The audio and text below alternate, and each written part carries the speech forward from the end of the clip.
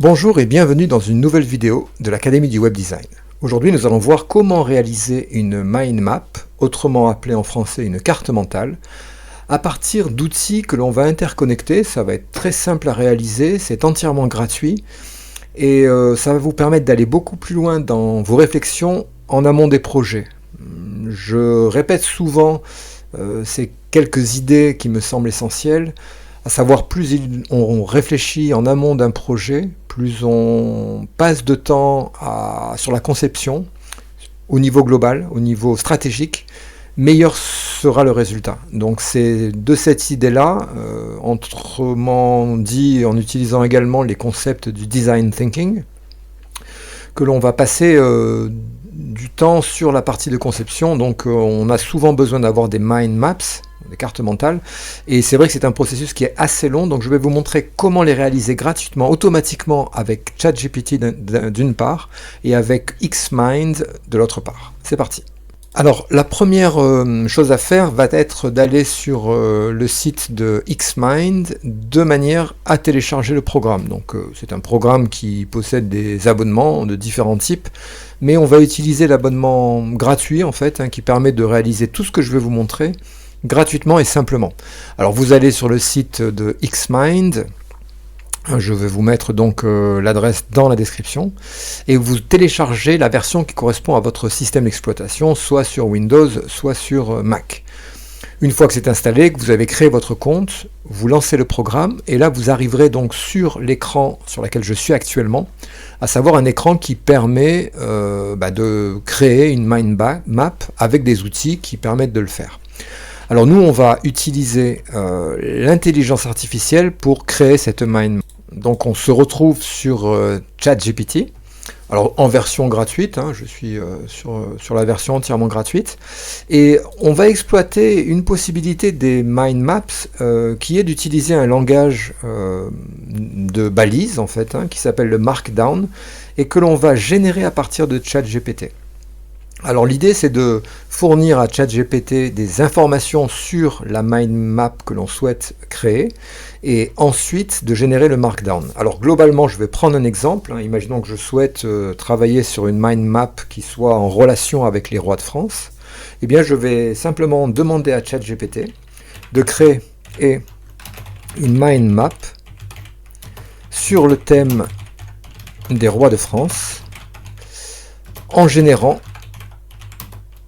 le Markdown. Voilà, donc on va lui demander de générer le code qui permet. Voilà, donc tout de suite, ChatGPT crée le code Markdown pour cette mind map. Alors j'ai pris un exemple simple, mais on peut faire beaucoup plus complexe que ça. Une fois qu'on a ce code, on va le copier ici, et puis on va se diriger vers un site gratuit également, qui s'appelle Dillinger.io. Donc je mettrai aussi le lien dans la description, et qui va nous permettre, en rentrant ici sur la gauche de l'éditeur, donc vous supprimez tout ce qu'il y a et vous collez le Markdown qui a été généré par ChatGPT, eh bien vous allez voir que ça va le mettre en forme. En fait, ça va interpréter ce code de façon à l'afficher. Il y a une fonctionnalité que nous allons utiliser, c'est l'export. Donc vous allez aller sur Export, et là vous allez exporter au format Markdown, comme ceci, voilà, et donc automatiquement il a créé un fichier qui s'appelle lesroisdefrance.md pour Markdown, que nous allons maintenant importer dans Xmind. Donc on se retrouve dans Xmind, et la procédure est assez simple, vous allez cliquer sur le menu hamburger en haut à gauche, dans le menu fichier, dans le sous-menu importer, vous allez choisir Markdown. Ensuite, vous allez vous diriger vers le fichier que vous avez téléchargé et vous allez l'ouvrir.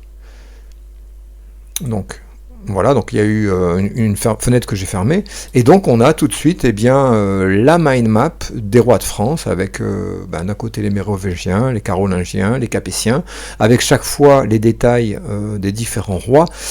Donc, c'est vraiment quelque chose qui est très très intéressant, qui fonctionne très bien et qui va vous permettre de scruter une carte mentale de n'importe quel sujet.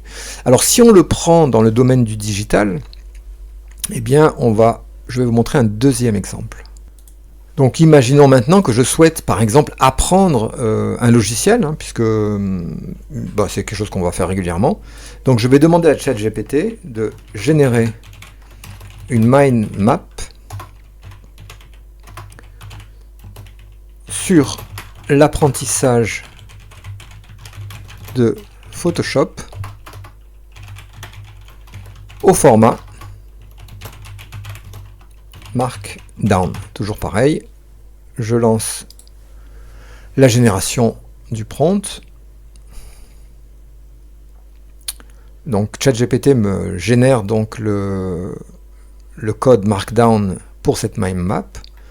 Je copie le code, je vais dans dillinger.io, je supprime, je colle, donc là j'ai la mise en forme, j'exporte le Markdown, voilà, c'est fait. Ensuite, je bascule comme ceci, je vais dans le menu fichier, ici dans le hamburger, menu fichier, importer, Markdown. Donc je l'ai appelé du même nom, hein, j'aurais dû changer le nom. J'ouvre le Markdown et je me retrouve avec apprentissage de Photoshop, projet pratique, outils avancés, texte, calque et masque, traitement d'image, outils de base. Donc finalement j'ai réalisé une vue d'ensemble, une carte mentale d'un sujet qui est assez complexe, à partir duquel je vais pouvoir travailler mon projet digital, à savoir un dossier, un tutoriel, une mise en pratique, un exercice d'application. Bref, je vous laisse envisager tout ce que l'on peut faire avec un outil aussi puissant que ça. Voilà, donc j'ai voulu aujourd'hui faire un tutoriel sur la façon de générer un mind mapping avec de l'AI, et notamment ChatGPT dans sa version gratuite. Si vous avez des questions, eh bien, c'est dans les commentaires. Je vous dis à bientôt pour une nouvelle vidéo de l'Académie du Web Design.